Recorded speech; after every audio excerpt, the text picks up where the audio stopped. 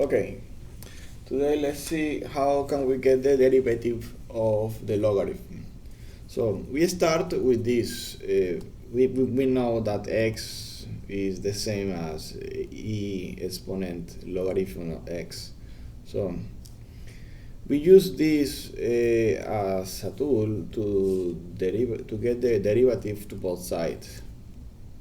Right? We know what is the derivative of x, which is 1, but we don't know exactly what is the derivative of the logarithm. However, in the previous video, we saw that the derivative of an exponent is the same, right? We should recall also the chain rule in the derivative, that if we have a composition of functions, we have to calculate the functions, the f, that is the external one, and then the derivative of the internal function too. In this case, the derivative of the f function, it will be the derivative of the exponential function, which is e to with the exponent of the logarithm x. It's exactly the same function multiplied by the internal function, which is the logarithm, the one that we don't know yet. However, we have this equation, we can move this to the other side. We can divide both by e to elevated to the logarithm x. We will have something like this. But we know by this equation that we have on the top that this is x. So finally, this is the solution, 1 over x. This is where the 1 over x is coming from, the derivative of the logarithms.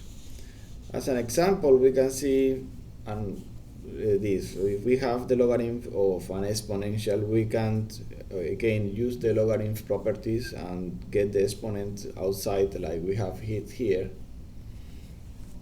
and start doing the evaluation. We do in this. I did here another strategy. We was using the chain rule.